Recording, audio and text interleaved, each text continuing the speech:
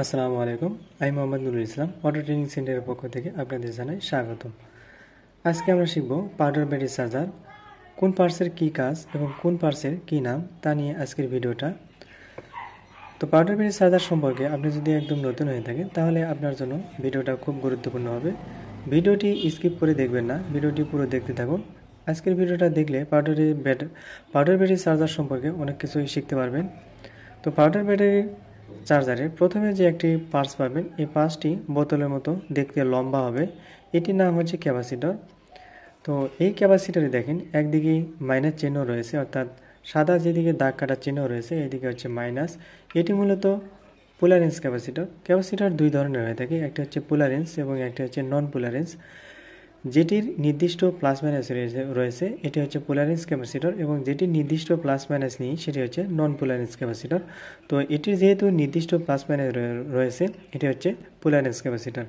তো ক্যাপাসিটর কাজ কি? ক্যাপাসিটরের কাজ মূলত ভোল্টেজকে ফিল্টারিং করা, অর্থাৎ ভোল্টেজকে বিশুদ্ধ করা। আমরা যেমন পানিকে ফিল্টারিং করে পানি বিশুদ্ধ করে থাকি, ঠিক তেমন ক্যাপাসিটরের কাজ হচ্ছে ভোল্টেজকে বিশুদ্ধ করা। এখানে কালো কালার একটি পার্টস দেখতে পাচ্ছেন, এটির নাম হচ্ছে ডায়োড। ডায়োডের কাজ কি? ডায়োডের কাজ হচ্ছে এসিকে ডিসিতে রূপান্তরিত করা, অর্থাৎ আমরা ডায়োডের এক প্রান্তে যদি এসি ইনপুট অর্থাৎ নির্দিষ্ট প্লাস মাইনাস ছাড়া ভোল্টকে ইনপুট করে থাকি তাহলে আরেক পাশে প্লাস অথবা মাইনাসে রূপান্তরিত হবে। এটির কাজ হচ্ছে ভোল্টকে প্লাস অথবা মাইনাসে রূপান্তরিত করাই ডায়োডের কাজ। ডায়োডের একদিকে দেখবেন মাইনাস চিহ্ন রয়েছে, অর্থাৎ সাদা চিহ্ন যেদিকে রয়েছে এদিকে মাইনাস, এবং কালো চিহ্ন পুরোটাই যেদিকে রয়েছে এদিকে হচ্ছে প্লাস। এদিকে যদি আমরা অর্থাৎ প্লাসের দিকে যদি আমরা ভোল্টকে ইনপুট করে থাকি তাহলে আমরা এদিকে প্লাস পাবো, এবং মাইনাসের দিকে যদি ইনপুট করে থাকি তাহলে আমরা এদিকে মাইনাস পাবো। তো এটি মূলত ডায়োড। এরপরে একটি পাশ দেখতে পাচ্ছেন, এটি হচ্ছে এই কালো কালারে দেখতে এই পাশটির নাম হচ্ছে ফিউজ। এই ফিউজের কাজ কি? ফিউজের কাজ ভোল্টকে এক পাশ থেকে আরেক পাশে পাস করে দেওয়া। ফিউজ ব্যবহার করা হয়ে থাকে যদি কোনো কারণে লোড বেশি পড়ে বা কোনো দুর্ঘটনা ঘটে তাহলে এই ফিউজটা কেটে যাবে। সার্কিটের অন্যান্য যে পার্টস রয়েছে এই পার্টসগুলো ক্ষতি না করে এই ফিউজটা কেটে যাবে। তো এখানে আরও একটি পার্টস দেখতে পাচ্ছেন, এটির নাম হচ্ছে আইজিবিটি। আইজিবিটিটা হচ্ছে 3 পা বিশিষ্ট। এটি বিভিন্ন মডেলের হয়ে থাকে, 20 ইনসাইট, 15 ইনসাইট, 18 ইনসাইট, 25 ইনসাইট। এটির কাজ মূলত সুইচিং করা।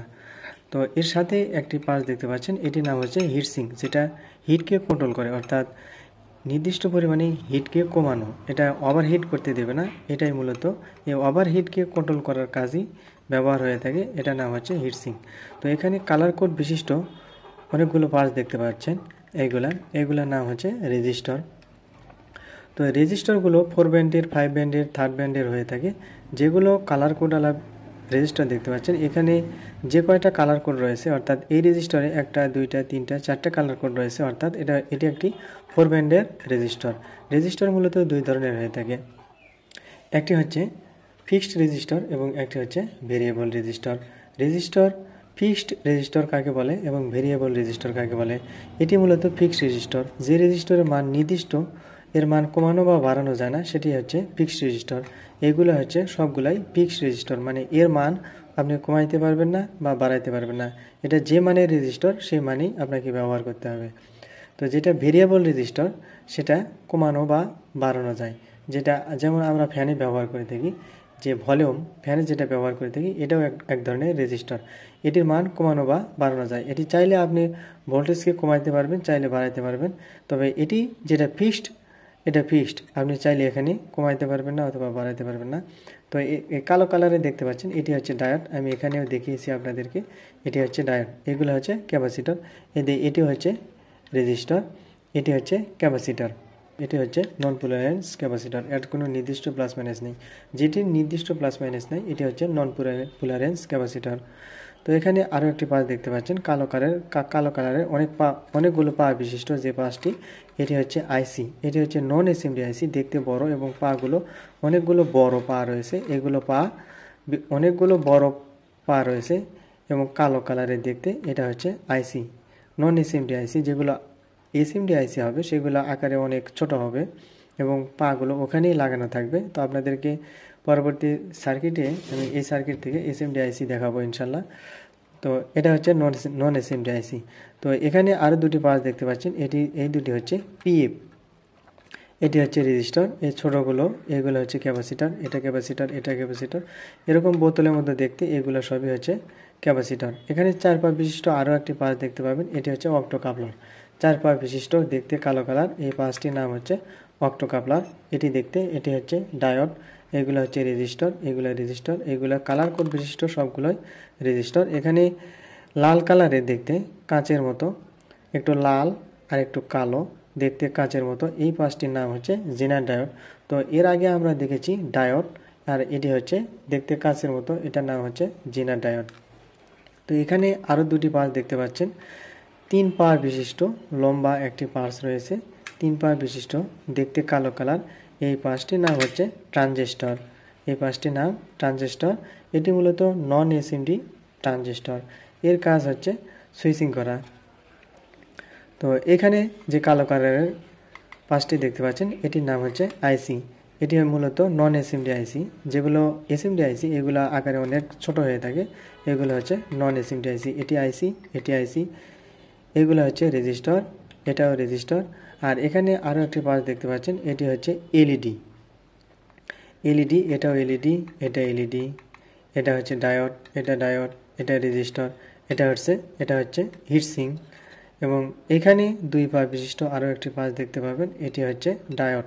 এখানে ডায়োডের একটি সিম্বল দেওয়া রয়েছে, দেখেন ভালো করে লক্ষ্য করেন, ডায়োডের একটি সিম্বল দেওয়া রয়েছে, আপনারা ভিডিওতে ভালোভাবে হয়তো দেখতে পাচ্ছেন না।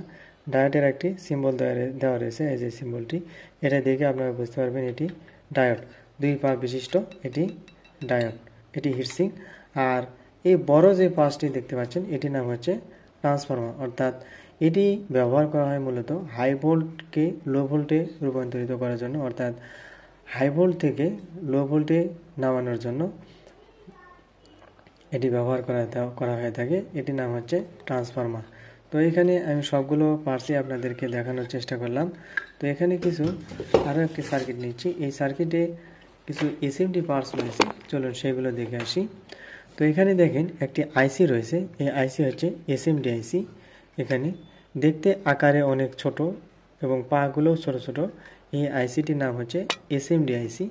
তো এখানে কালার কোড বিশিষ্ট আরও ছোট ছোট পার্টস দেখতে পাচ্ছেন, এইগুলো হচ্ছে রেজিস্টার, দেখেন এই যে 101, 301, 407, 207, এই যে এগুলা কালার কোড বিশিষ্ট, এইগুলা যত ধরনের কালার কোড বিশিষ্ট দেখতে পাচ্ছেন এইগুলো হচ্ছে রেজিস্টার। তবে এটা হচ্ছে এসএমডি রেজিস্টার। আপনারা কালার কোড বিশিষ্ট এই অন্য একটি সার্কিটে আপনাদেরকে দেখাইছি সেগুলো হচ্ছে নন এসএমডি রেজিস্টার এবং এইগুলো হচ্ছে এসএমডি রেজিস্টার। তবে এখানে আরও একটি পার্টস পাবেন, এই যে বাদামি কালার দেখতে এই পার্টসটি হচ্ছে ক্যাপাসিটর, দেখতে বাদামি কালার। তো আশা করি ভিডিওর মধ্যে দেখতে পাচ্ছেন, দেখতে বাদামি কালার, এই পার্টসটির নাম হচ্ছে ক্যাপাসিটর।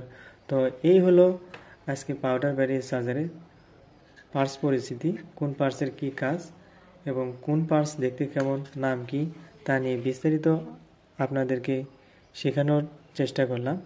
তো আপনারা যারা মোটর কন্ট্রোলার, চার্জার, গাড়ি ওয়্যারিং ইত্যাদি বিষয়ে কাজ শিখতে চাচ্ছেন তারা আমাদের স্ক্রিনে থাকা নাম্বারে কল করে সরাসরি আমাদের সঙ্গে কথা বলতে পারেন। আমরা মূলত ইলেকট্রিক্যাল 4টি বিষয়ে কাজ শিখিয়ে থাকি।